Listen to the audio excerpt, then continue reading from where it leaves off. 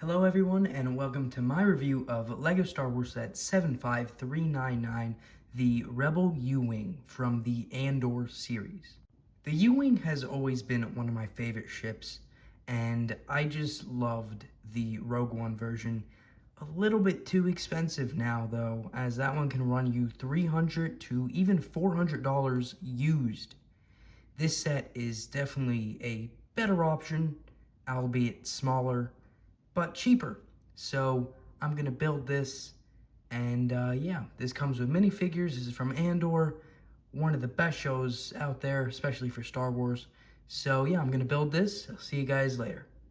The 2025 version of the U-Wing is definitely overshadowed by its 2016 predecessor, and that version is just amazing. You can't say anything bad about that version, but the 2025 version does do a lot of stuff right, and some stuff wrong. So, starting off with some things right and some things wrong, let's take a look at the minifigures. Starting off with Cassian Andor, he's definitely not the best figure in this set, but he's by no means the worst. I mean, we really haven't seen much change since his last appearance in LEGO. He has the same blaster, which is pretty consistent. He has a jacket and a shirt print there on his torso with a belt and some leg printing. Pretty cool that the arms match the color of his shirt there. Torso print right there, nothing too special. He does have two face prints, which the printing actually is not very different from what we see in the 2016 versions of him, which I find very interesting. Only slight variations, and obviously the skin tone color difference to better match Diego Luna's appearance here. He does have one face showing him kind of smirk there, and then a much angrier expression. But yeah, he's definitely a good figure to add to your collection, especially considering that there's a whole TV show about him. And yeah, if you haven't seen Andor yet, I highly recommend you go watch it. But yeah, that's Cassian Andor. Next here we have Andor's companion, K2SO.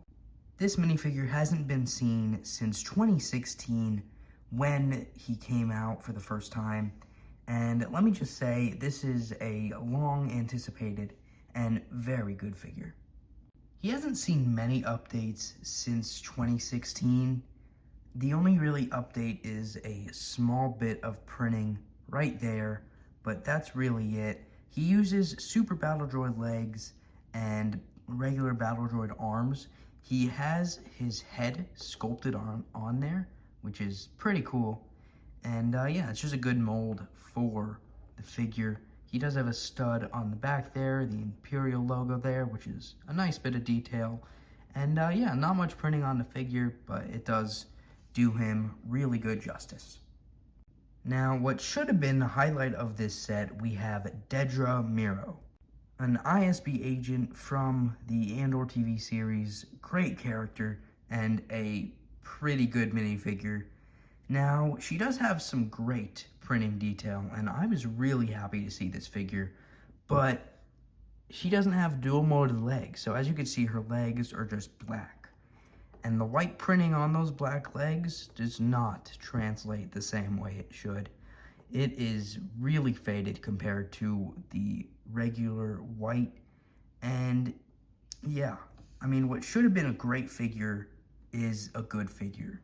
And it's really sad to see, but a great torso print, as we can see, and a new custom piece here, as she does have the ISB hat, but with her hair right there. So as we can see, it really shows off her face print there, showing a kind of angry look, and then this here showing an even angrier look. But yeah, great figure, or what should have been a great figure, but is still a really good figure and probably one of the best in this set. Now, the last and probably the most boring in this set, as he is the only unnamed character, the ISB agent.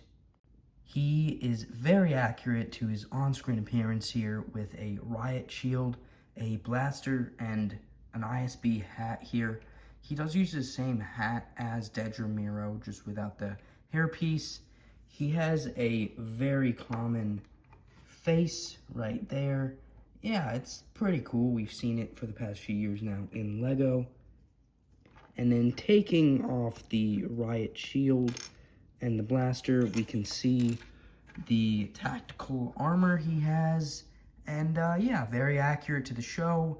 Can't really complain about this figure. He's just good all around.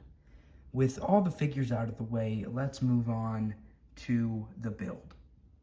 Now, this version of the U-Wing is smaller and cheaper than the 2016 one, but it is ultimately maybe a better buy. If the 2016 version of the U-Wing were to release on the shelves today, it would be around $140, almost double the price of this thing. So you could say that, oh, this is downsized, whatever, but this is also much cheaper. So I don't know, maybe just put that into perspective. But looking at the build, it is a pretty good build and a very sturdy build, you know, swooshable, sturdy. You can pick it up just fine.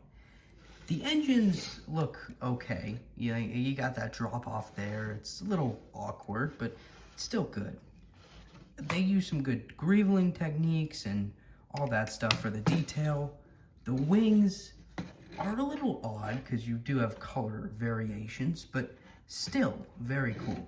You still have features from the 2016 model that translate here, like how you could push that pin to open a cockpit and the doors. Now, the doors don't really work the same, but oh well. One thing that really does translate good, though, is the main folding feature. It works pretty easily, actually. It's just a ball point there. So, yeah. I mean, I wouldn't recommend displaying your set like this, as it does look a little awkward. You can't even fit in screen there. It's so big, but it does look a little awkward as compared to the set. But you could actually lock them in place like that if you really wanted to, like this. See, there's another ballpoint connection there. It's pretty cool. And then, yeah. I mean, like I said, sturdy ship. So you got those good connections there. You got some spring-loaded shooters. You just tap on this little raised part. Pretty cool. Fires two of them off. And then you got some nice little accurate guns there. Now, let's move on to the bottom half, the troop cargo bay. Much smaller than the previous version, it actually does get some stuff good this time, because it has a brick-built door instead of just one sticker, which you can see is actually much better, as you have a little detailing there and a window. Now, this window is really cool because it's actually just built on its side, but yeah, kind of a cool window. Now, the inside of it here, as you can see, is really nothing big. You got a crate. Oh, actually, not a crate, but yeah, just a small place for figures to go, and then kind of a pillow right there, and a control panel in there if you look closely. But yeah, I mean, as you can see through the window. That's pretty cool. You can open up both doors the same way. It obviously doesn't function as the 2017 one does. 2016, sorry, but it definitely gets the job done. Looking at the underbelly of the ship here, you actually do have this cargo ramp thing that leads to nothing, just a benefit of these shrinkflation sets. And then you do have this nice little greeveling here with that window piece. That's pretty cool. And yeah, I mean, it's kind of a cool design, you know, keeps it simple, sturdy, you know, like you can pick it up right here. I would recommend picking it up from the bay. But yeah, a very good set in general, and very, very sleek here. As you can see, everything just comes so nicely together. It's a very sleek set. Something I was afraid of when it was so small, but it is a very good set, as you can see. And those minifigures are just as good as the set is. Because, I mean, the set isn't perfect, the figures aren't perfect, but this is a great set to put in your collection in 2025. Thanks for watching this video. I'll see you next time.